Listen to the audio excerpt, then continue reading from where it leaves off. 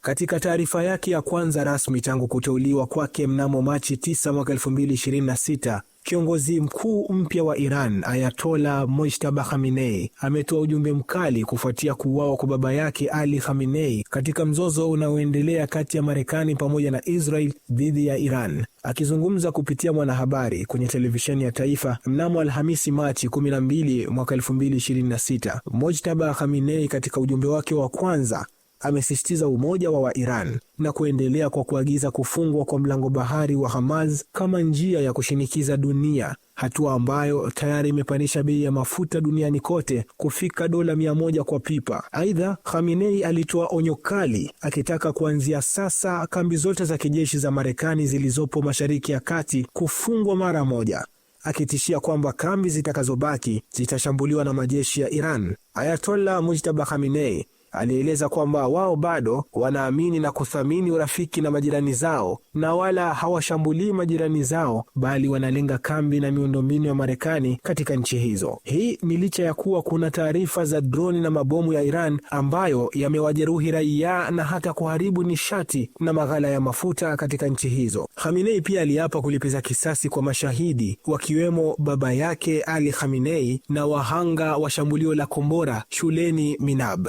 Kiongozi huyo pia alidai fidia ya mali au fedha kwa uharibifu wa kivita. Mpaka sasa Ayatollah hajaonekana wala kusikika hadharani tangu kushikilia nafasi hiyo ya uongozi. Jambo hili linazua maswali. Kulingana na ripoti ya afisa wa Iran, inasemekana kwamba Mojtaba Khamenei alijeruhiwa katika shambulio lile lile ambalo lilimuua baba yake Ali Khamenei, mwanawe pamoja na mkewe. Mojtaba alikiri kwamba kumrithi baba yake katika uongozi wa Iran haitakuwa jambo rahisi. Kabla ya kuchaguliwa kama kiongozi mpya wa Iran, rais wa Marekani Donald Trump alisema kwamba Mojtaba hafai na hawezi kuwa miongoni mwa viongozi wa Iran. Tukio hili la kuchaguliwa kwa Mojtaba, licha ya kauli hiyo ya Trump, linaonyesha kwamba uongozi wa Iran hauko tayari kupinda na kufuata mikakati ya Marekani katika masuala yao ya uongozi. Na pia kuchaguliwa kwa Mojtaba kunaashiria kuendelea kwa utawala wa baba yake Ali Khamenei.